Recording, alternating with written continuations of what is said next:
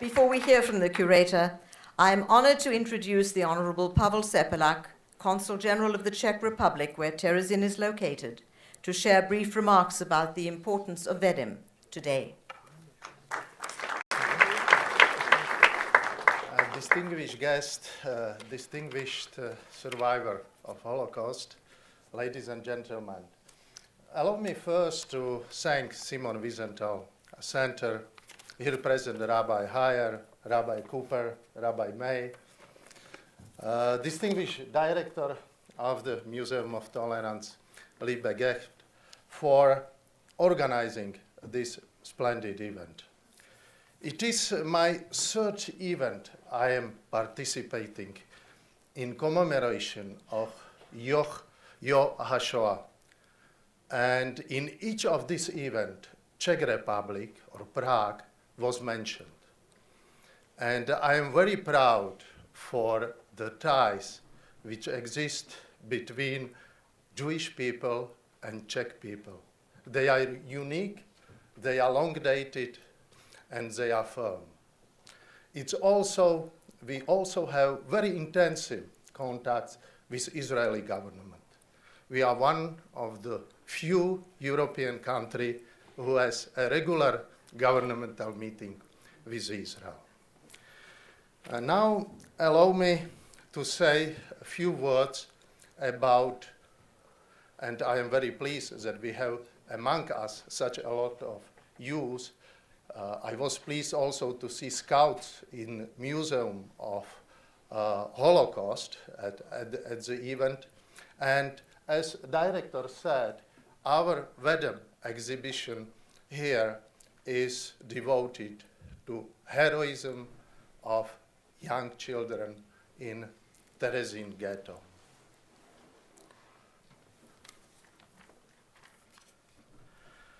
The Czech literary newspaper, Vedim, is a unique model of survival in extreme conditions. Example of young people, courage and unfailing human spirit. It was created by a group of Jewish people, Jewish boys, at the age of 12 to 15, who themselves were writing and editing it. Just imagine, you take a young person from normal life and throw them completely into apocalyptic conditions. How does the person react to it? When reading authentic papers, I was impressed by boys' effort to present a semblance of normality, of normal life. They get together in clandestine gathering, supported their love for literature, inspiring each other for their own creative expression, and describing what they see often in philosophical and also humorous way, like comparing themselves to a sheriff when obliged to wear a Star of David. They were attending school, but on the way to it had to pass by the gallows, life in the shadow of death. They lived in conditions that were the only recipe for survival was to have a lot of good luck. I have also found very mature reply to the question why Vedim was created, why we were created, and last one of the boys was writing. We do not want to be just randomly created group of young boys patiently living their imposed destiny. We are willing to create active, conscious community, and by our work, transform our destiny in joyful reality. We were torn out from work from our soil, joy, and culture, which had to feed our youth. Their only aim is to destroy us, not physically, but morally and spiritually. Will they succeed? Never. Unfortunately, only 15 out of 100 boys who participated in creation of Vedem survived. Most of them, at the age of 15, were deported to Auschwitz, where they died in gas chambers. Late 44, when last edition of Vedem was published. Among them, Peter Gantz, director, was talking about him. He was a really talented boy. In the age of 11, he finished already his first roman. His roman, he liked Jules Verne, and his roman was Visit to Prehistory. At the age of 14, was sent to Terezin, and he was chief editor of Vedem. He is also author of famous pencil drawing, The Earth from the Moon, whose copy has taken Israeli cosmonaut Ilan Ramon to Space Shuttle Columbia. What irreplaceable loss of talent.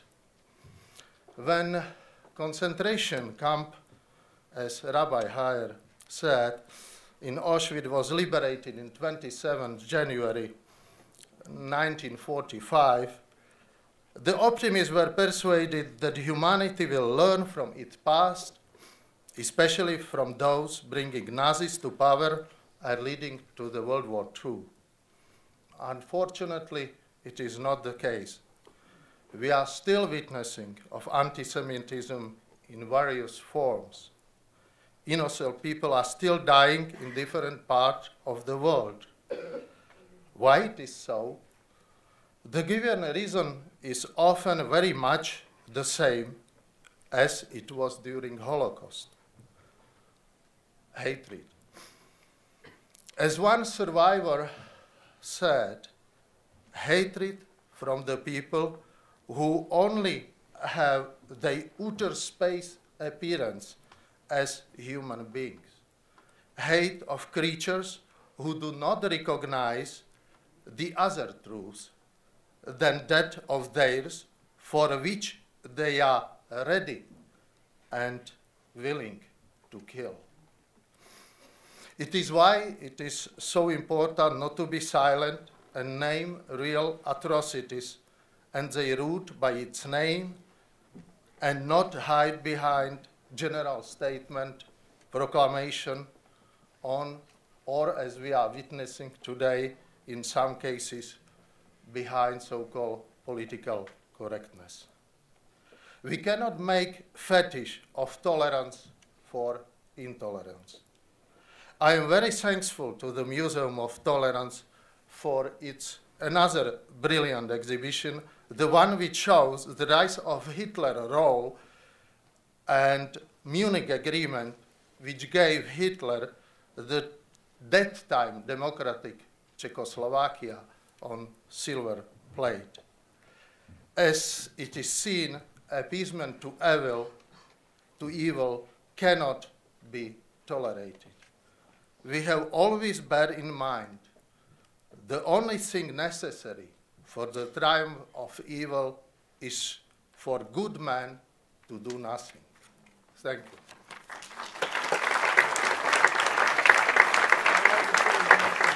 As Consul General Sepelak mentioned, Peter Ginz has a contemporary connection very close to our hearts, in that Israeli astronaut Ilan Ramon took Peter's drawing of the moonscape with him on the ill-fated space mission.